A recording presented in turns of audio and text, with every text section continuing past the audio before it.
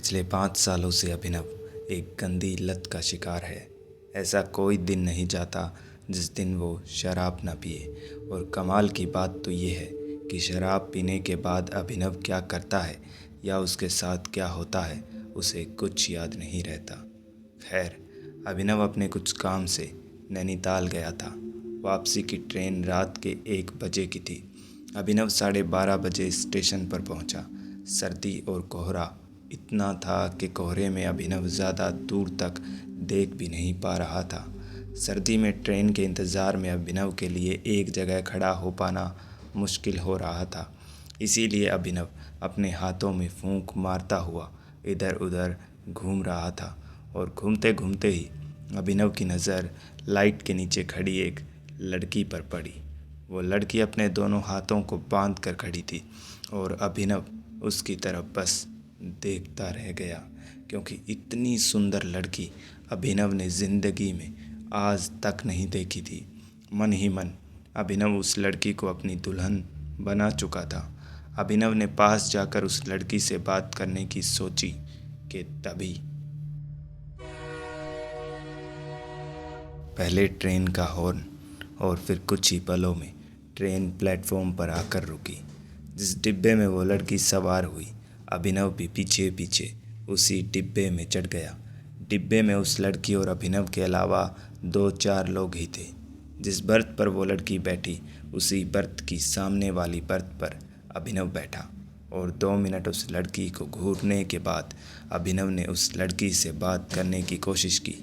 If you don't mind madam, क्या मैं आपका नाम जान सकता हूँ? लड़की ने नज़रें उठाकर अभिनव को सर से लेकर पैर तक देखा और फिर ऐसे नज़रें फेरी मानो उस लड़की को अभिनव ज़रा भी पसंद न आया हो। लेकिन अभिनव को कैसे भी करके उस लड़की से बात करनी ही थी। इसीलिए अपनी हिम्मत को टेम्परेरी बूस्ट करने के लिए अभिनव खड़ा होकर दरवाजे पर गया। अपनी कोट की जेब से एक शीशी निकाली। अभिनव होश में ही रहे, इसीलिए अभिनव वो शीशी आधी ही पीना चाहता था। लेकिन मुंह पर लगाने के बाद कब वो शीशी उसके गले से नीचे उतरी, अभिनव को पता ही नहीं लगा। और फिर वही हुआ जो अक्सर होता है। अभिनव को होश आया तो अपनी बर्थ पर लेटा था और सुबह के 7 बज चुके थे। कुछ ही मिनटों में उसका स्टेशन भी आने वाला था।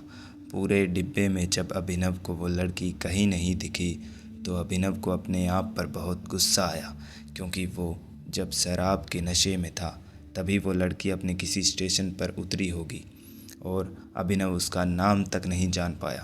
खैर, स्टेशन से अभिनव सीधा अपने घर पहुंचा। नहाने धोने की सुध तो अभिनव को वैसे भी नहीं थी, इसीलिए कुछ खाकर वो सोने चला गया।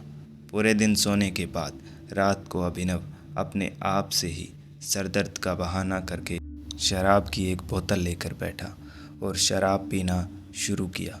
धीरे धीरे अभिनव मदहोश होने लगा था।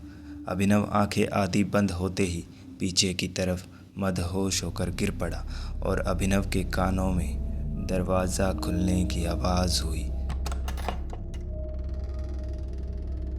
अभिनव को होश आया तब रात के 2 बज चुके थे। अभिनव को पूरे शरीर पर एक जलन महसूस हो रही थी, इतनी तेज जलन जिससे अभिनव चीखने लगा था। अभिनव दौड़कर मिरर के सामने गया और शर्ट उतारी तो अपने ही बदन को देखकर अभिनव को अपनी आँखों पर यकीन नहीं हो रहा था, क्योंकि उसके पूरे शरीर पर जलने के ऐसे निशान थे मानो जलती सिगरेट उसके बदन पर लगाकर बुझाई गई हो। और तभी मिरर में अभिनव को बिस्तर के साइड में रखी टेबल पर रखी एस्ट्रे दिखी, जिसमें से धुआं निकल रहा था। इसका मतलब साफ था कि अभिनव के बेहोश होने के बाद अभिनव के घर में कोई आया और उसने ऐसा किया। अभिनव बिल्डिंग के गार्ड के पास गया तो उसने तो यही कहा कि अभिनव से मिलने तो कोई नहीं आया था। लेकिन अभिनव नशे की हालत में ये सब खुद भी नहीं कर सकता था, क्योंकि शराब की लत तो ज़रूर थी अभिनव को, लेकिन वो सिगरेट नहीं पीता था। खैर, सुबह होते ही डॉक्टर को दिखाकर अपने जले बदन की दवाई ली अभिनव ने।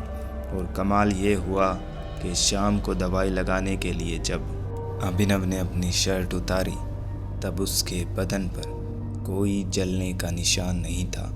लेकिन उस रात भी अभिनव शराब पीकर सोया और उठा जब वैसे ही जलने के निशान उसके पूरे बदन पर थे, और वैसे ही ये निशान भी शाम तक अपने आप ठीक हो गए। 3-4 दिन तक अभिनव के साथ ऐसा लगातार हुआ। अभिनव जानना चाहता था कि आखिर कौन है जो उसके साथ ऐसा कर रहा है। उस दिन अभिनव ने ठानी कि वो शराब नहीं पिएगा और देखेगा कि कौन आता है उसके घर, और अभिनव ने वैसा ही किया। उस दिन अभिनव ने शराब नहीं पी और बिस्तर पर लेटकर इंतज़ार करने लगा उस बिन बुलाए मेहमान का।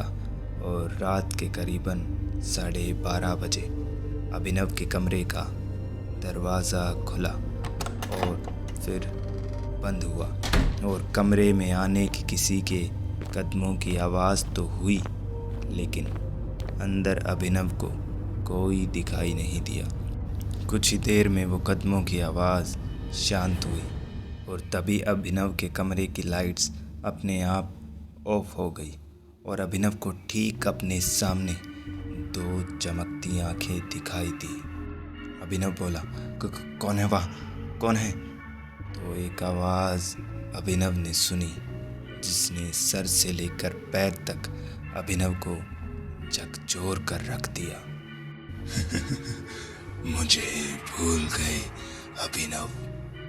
कमरे में 2 चमकती आंखों के अलावा अभिनव को कुछ दिखाई नहीं दे रहा था, लेकिन फिर भी ये आवाज़ अभिनव के रोंगटे खड़े कर रही थी। अभिनव ने तुरंत उठकर लाइट स्विच ऑन किया, और उसी के साथ अभिनव ने कमरे में हर तरफ नज़र घुमाई, लेकिन उसे कहीं कोई नहीं दिखा। लेकिन ये कैसे मुमकिन था? कमरे में 2 आंखें दिखाई देना, किसी की आवाज़ आना, लेकिन कमरे में किसी का ना होना, आखिर ये सब कैसे मुमकिन था? अभिनव बस ये सब ही सोच रहा था कि उसे किचन से एक आवाज़ सुनाई दी। अभिनव धीमे धीमे किचन तक बढ़ रहा था, और आवाज़ लगातार हुए जा रही थी। किचन में पहुंचते के साथ ही अभिनव ने जो देखा वो देखकर उसे अपनी आँखों पर यकीन नहीं हुआ, क्योंकि शादी के जोड़े में एक लड़की किचन में बर्तनों को इधर उधर हिलाती अभिनव की तरफ पीट करके खड़ी थी। अभिनव ने पुकारा, कौन है आप, और अंदर कैसे आई? उस लड़की ने जवाब दिया, मैं तुम्हारी दुल्हन। और इतना बोलकर धीमे धीमे गर्दन उस लड़की ने अभिनव की तरफ घुमाई, और उस लड़की का चेहरा देख अभिनव की रगों में बहता खून बिल्कुल ठंडा पड़ गया, क्योंकि किचन में शादी के जोड़े में खड़ी वो लड़की कोई और नहीं बल्कि वही लड़की थी जिसे अभिनव ने ट्रेन में देखा था और उससे पहली नज़र में प्यार हुआ था। लेकिन अब उस लड़की का चेहरा ऐसा था मानो उसे किसी ने मुंह के बल पत्थरों पर घसीटा हो। अभिनव चीखा और दौड़ा अपने बेडरूम की तरफ। बेडरूम में पहुंचकर अभिनव दरवाज़ा बंद करके अपने बिस्तर पर डरा सहमा सा बैठा और अपने दोस्त कुणाल को फ़ोन लगाया और उसे सारी बात बताकर उसे अपने घर आने को कहा। लेकिन कुणाल अच्छे से जानता था अभिनव के लत के बारे में, इसीलिए अभिनव की बात सुनकर कुणाल ने फ़ोन स्विच ऑफ कर लिया। बाहर से अजीब अजीब आवाज़ें आती रही, तो इस डर को ख़त्म करने का एक ही इलाज था अभिनव के पास, शराब। अभिनव ने अपने बिस्तर पर बैठकर उस जहर को अपने गले से उतारा और मदहोश होकर बिस्तर पर गिर पड़ा। अपनी बंद होती हुई आंखों से अभिनव देख पा रहा था कि उसके बालों में वही लड़की उसके पास बैठकर हाथ फिरा रही है। अभिनव को जब होश आया तो उसके आसपास पुलिस खड़ी थी। उनमें से एक इंस्पेक्टर ने अभिनव से कहा, अच्छा हुआ जनाब, आपको खुद ही होश आ गया। शुक्र मनाइए, हमको मेहनत नहीं करनी पड़ी। अब चलिए थाने, आपके खिलाफ कत्ल का मुकदमा दर्ज है। दरअसल जो लड़की अभिनव को ट्रेन में मिली थी उसका नाम स्नेहा था। स्नेहा नैनीताल से अपने घर अपनी बहन की शादी में जा रही थी, लेकिन अभिनव ने नशे की हालत में स्नेहा के साथ ज़बरदस्ती की और जब स्नेहा ने चिल्लाना शुरू किया तो अभिनव ने स्नेहा को चलती ट्रेन से नीचे फेंक दिया।